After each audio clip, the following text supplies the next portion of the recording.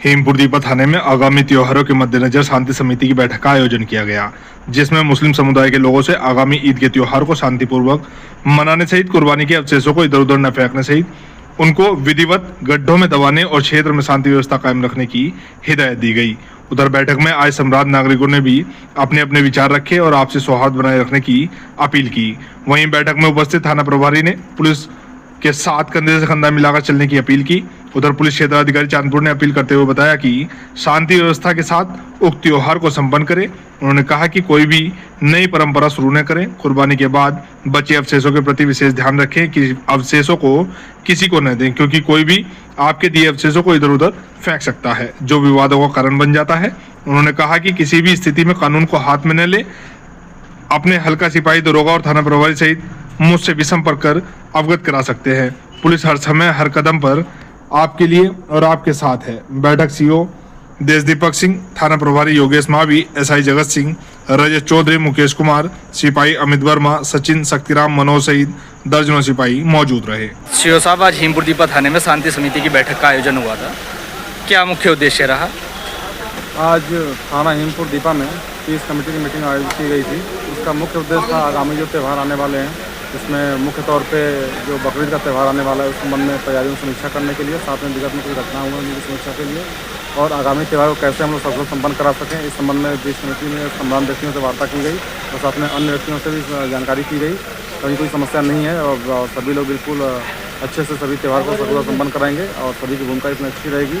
Police भी बिल्कुल चाक चौबंद व्यवस्था कर रही है और सारे त्यौहार को हम लोग बिल्कुल सफल संपन्न कराएंगे। मीटिंग में आप सभी का हार्दिक स्वागत और अभिनंदन करता हूँ।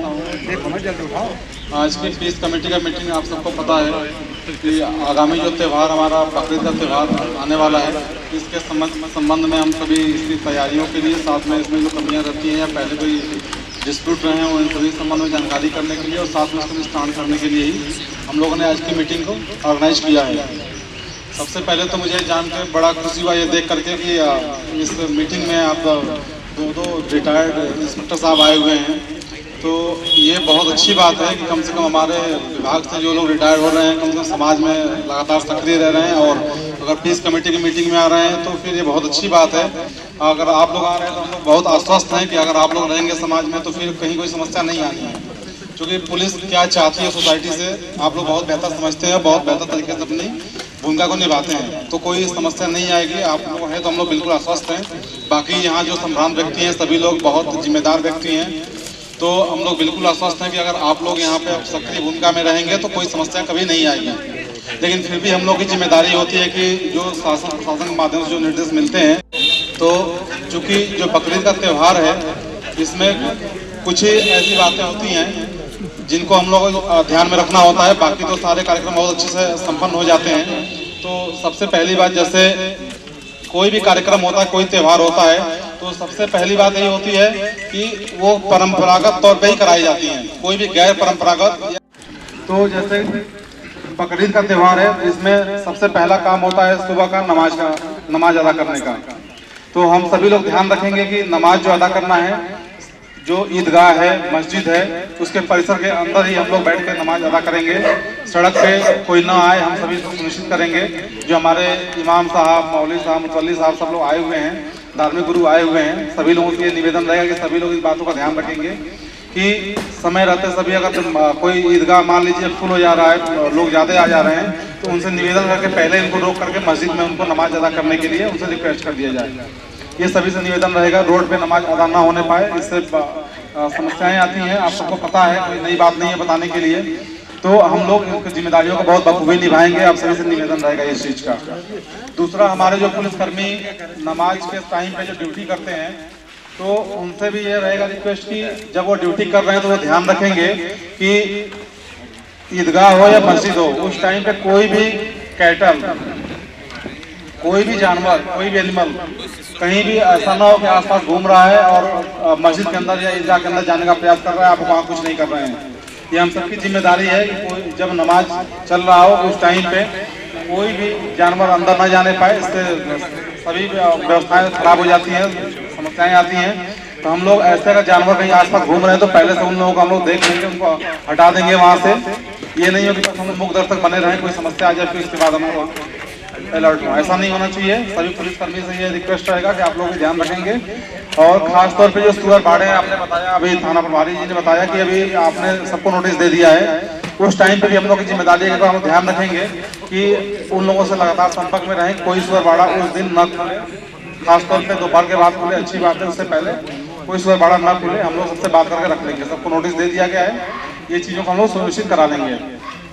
दूसरा, पहले नमाज का हो गया। दूसरा होता है कि जो कुर्बानी होती है, कुर्बानी में दो चीज़ों का बहुत महत्वपूर्ण होती है, उनका ध्यान रखना होता है।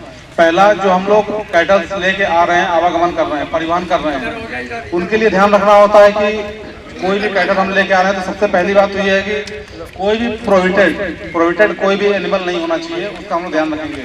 जैसे गाय है, ऊँट है, या ऐसे कोई भी इस तरह के जानवर हो जो कि बिल्कुल मनाही है, उनको बिल्कुल भी हम लोग कभी नहीं सोचेंगे, कभी नहीं करेंगे।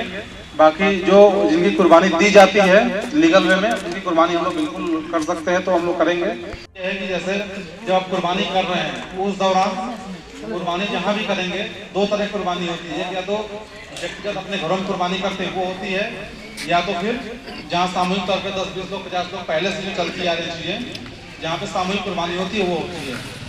तो सामूहिक कुर्बानी का हम विशेष ध्यान रखेंगे कि पहले से जो चीज़ें चलती आ रही हैं। ऐसा नहीं है कि हम लोग पहले आए, कोई बाग है, बाग में पहले कुर्बानी नहीं हुई है, अचानक से हम लोग इस बार स्टेप ले लिए कि हम लोग आज कुर्बानी इस बार करेंगे।